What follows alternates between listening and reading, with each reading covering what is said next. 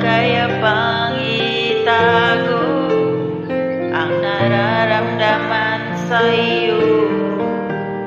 Umaasang ikaw sana'y mayakap.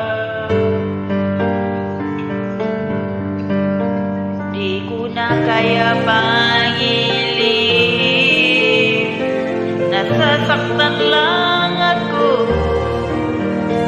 Sa aking pag-iisa,